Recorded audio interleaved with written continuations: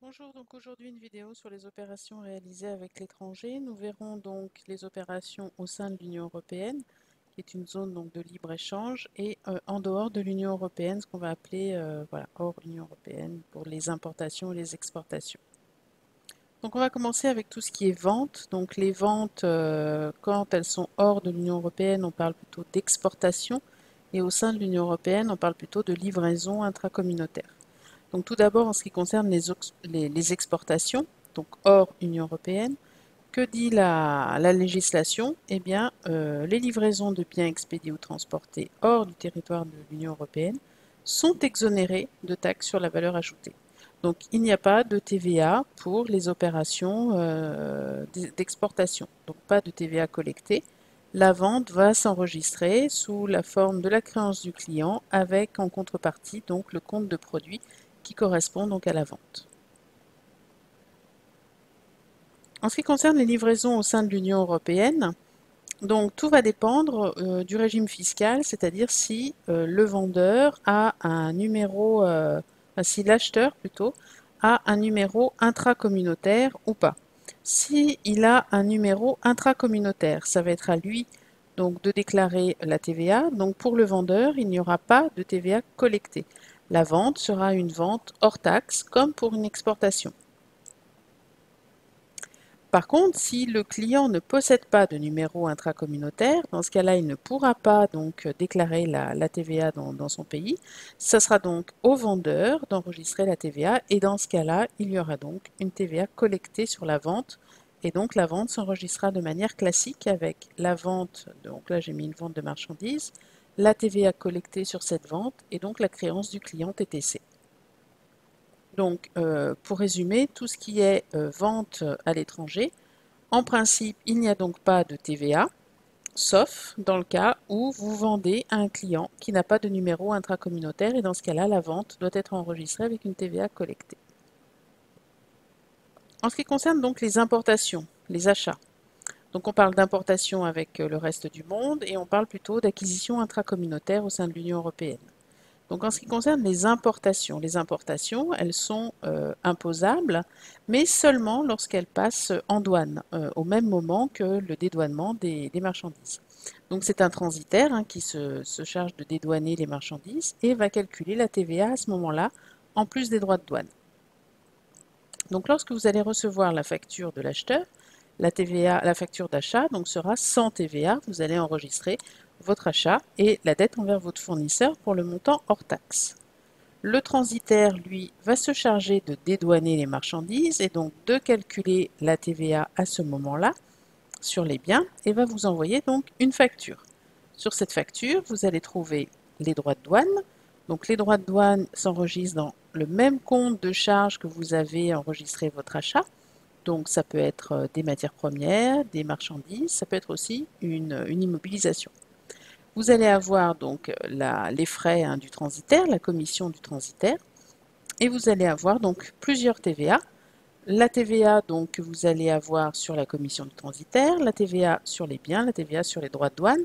Donc vous allez pouvoir prendre le total de la TVA qui sera votre TVA sur autres biens et services. Et vous devrez donc cette somme à votre fournisseur, qui sera donc votre transitaire. Donc pour les importations, ce sera donc en deux temps. Un, la facture du vendeur, de votre fournisseur, que vous enregistrez hors taxe, et vous attendez la facture du transitaire pour enregistrer votre TVA. Pour les acquisitions au sein de l'Union européenne, donc là aussi tout va dépendre donc si l'acheteur a fourni son numéro d'intracommunautaire ou pas. Donc dans tous nos cas, bien sûr, nous on prend le cas d'un acheteur français qui va avoir dans un premier temps un numéro intracommunautaire et dans un deuxième temps, nous verrons ce qui se passe s'il n'en a pas. Donc l'acheteur va recevoir une facture qui peut être soit en euros, soit en monnaie étrangère. Tout dépend si le vendeur fait partie de l'union monétaire ou pas. L'opération est exonérée de TVA puisqu'on est donc dans une zone de libre-échange, mais elle va quand même faire l'objet de ce qu'on appelle une auto-liquidation, de manière à ce que les opérations qui sont réalisées avec l'Union européenne soient quand même référencées pour des calculs de statistiques et contrôlées. Donc, si l'acheteur a transmis son numéro intracommunautaire, ça va être à lui de réaliser l'auto-liquidation de la TVA, tout en restant neutre. Donc, il va enregistrer son achat dans un compte de charge pour le montant hors taxe, déterminer la TVA donc, qu'il y aurait eu sur cet achat, et en contrepartie, va l'enregistrer dans un compte spécifique de TVA dû intracommunautaire. Donc là, on est bien sur une auto-liquidation, quelque chose de neutre, puisque la TVA est à la fois débitée et créditée pour le même montant. La dette envers le fournisseur sera donc le montant hors taxe. Donc cette auto-liquidation, en fait, elle a pour but d'éviter que les sociétés étrangères qui vendent à l'étranger soient obligées donc de s'immatriculer en France pour faire la déclaration de TVA. Voilà. Mais elle reste bien sûr neutre pour l'acheteur. Si le client, par contre, n'a pas de numéro intracommunautaire, il n'a donc pas le droit de déduire la TVA. Et donc, dans ce cas-là, il va être obligé d'enregistrer son achat au montant TTC. Il n'y aura pas de TVA sur autres biens et services. Donc, il y aura le montant de l'achat, TTC, et la dette envers le fournisseur, TTC. On a parlé donc des factures en monnaie étrangère. Vous savez que les monnaies étrangères subissent les fluctuations des taux de change. Donc, il peut y avoir un écart du taux de change entre le moment où la facture a été faite et le moment de l'encaissement. Le change peut avoir évolué en votre faveur ou en votre défaveur à ce moment-là.